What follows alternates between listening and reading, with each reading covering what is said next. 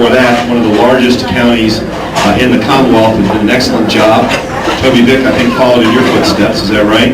Also an excellent Commonwealth attorney. Governor Gilmore is one of those, I think, rare breed. He tells it like it is. He is a true conservative, and I think he had not only made an excellent governor, but if you choose to run for office in the future, hopefully the near future, I'm sure you will continue to provide excellent service to the Commonwealth. Please welcome Governor Jim Gilmore.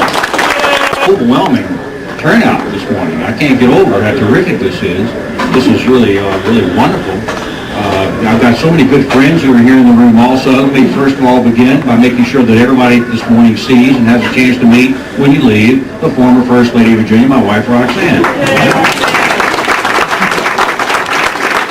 You'll recall that Roxanne worked very hard to renovate and to restore the governor's mansion during her time that she was there, as well as many, many other projects that she did, and that we all do together in order to improve the quality of life of the Commonwealth of Virginia. I'm delighted to be here with so many good friends. I remember George Bailey. He was sheriff when I was born, you know. Great leader of the community. I'm delighted to see my friend Carol Hallett, Ambassador Hallett. She and I work together even today on the board of directors of a corporation. We spend a lot of time together. So thank you for coming over this morning, Carol, and being with the family here, for everybody who's here.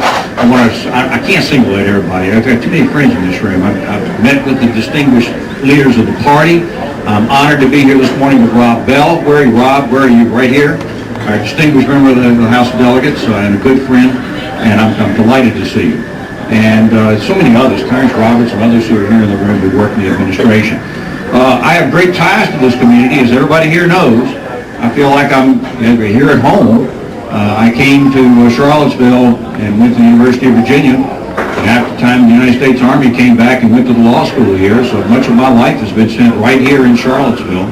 My aunt, bless her heart, she's just turned 91, and she lives in Earlysville, right here in Albemarle County.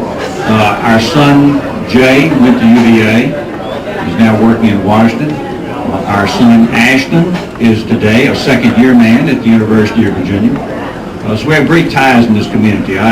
Roxanne would slap me if I didn't remind everybody here that when I first met her, I was a member of the Jefferson Society, and I came back to Jefferson Society at UVA, and Roxanne was there while I was away in the service. They had co-educated the hall, and many of course, everybody here remembers Joe Bishop, sadly enough, who just passed away, our very close friend. He actually came to the university when I did, back in those days, and of course he couldn't leave this wonderful community ever. So it was wonderful to remember him just the other day, a wonderful service.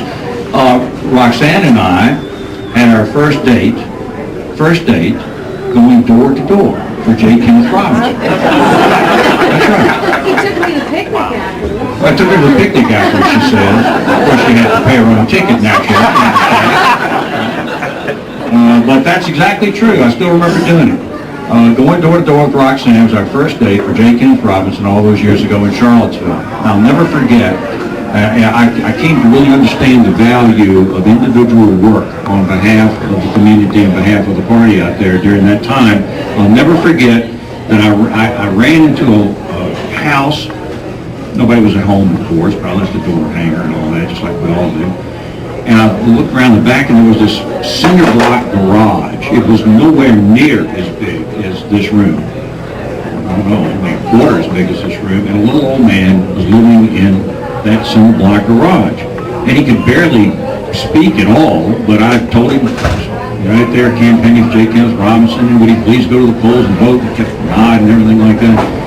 And, I guess a week later, there I was, standing at the polls. It was pretty cold, as I recall, and handed literature for people who went into the polls, and up walks this little old man. Pulls out the door hanger that I left with him, winks at me, and goes into the poll. That's a vote that Ken Robinson never would have got if it hadn't been for somebody who was out there pounding the doors and meeting people in the community. Now, usually Mark Warner, for some reason I can't understand, likes to send spotters to these things. So would the Democratic spotter please stand up? Oh, am I?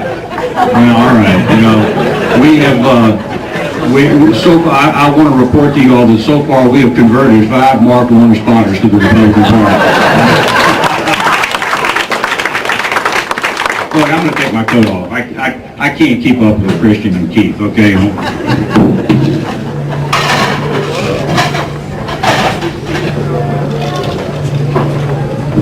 We came from Madison County, as a matter of fact, just down here right across the river from, across the creek really, the creek from Greene County.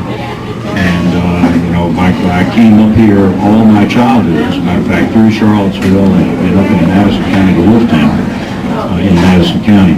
So I'm delighted to be back here. We have so many ties, I feel like I'm just right at home.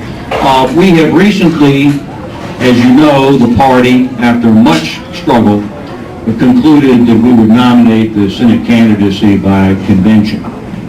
Now, there were two perfectly legitimate bases to stand on this decision. And I'm going to tell you right now, I'm not in a position, of course, to announce for any office this morning, and don't expect to announce for any office this morning. The decision process is still underway and will be made in the very near future.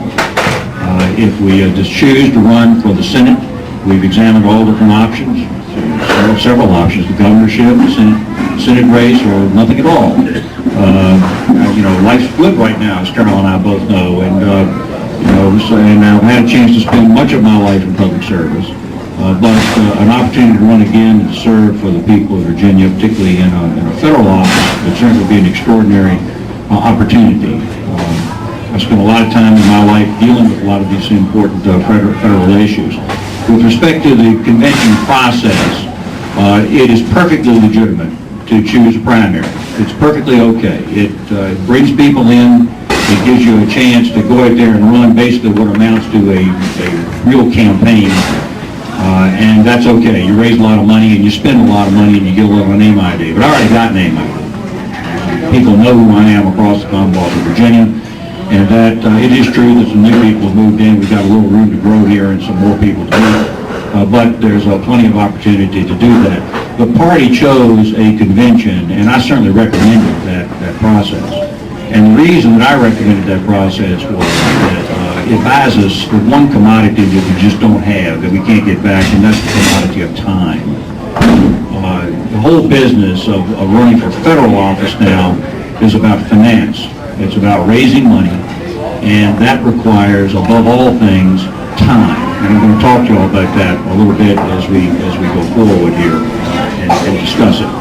But we now, the party, by making the decision that they made for the convention, made that nomination actually valuable. Mark Warner should not be in a position to win the United States Senate seat. I think all of you would hopefully agree with that. But it's going to require an awful lot of hard work on behalf of everybody to win the Senate seat, no matter who the nominee is. And I will certainly make a decision in the immediate future. Strategy-wise, there's a lot of thinking that we can put into what we do in order to win. This community has obviously been highly successful already in winning elections, and we'll win more. We won't win every election, but we'll win a lot of elections. I remember when I was governor, I had come up through a whole process, like many of you, where there had really only been one party in the state of Virginia, just one, and that was the Democratic Party, and that was the result of history, a quirk of history, as a result going all the way back to the Civil War, and then you end up with just one political party. I felt as governor, and I know my predecessor before me, George Allen, who came right into this community, we felt that it was critical to go into the 21st century with a much more sophisticated political system in place. So we'll work very hard to get that majority in the House of Delegates and the Virginia State Senate in order to bring real two-party government to the state of Virginia.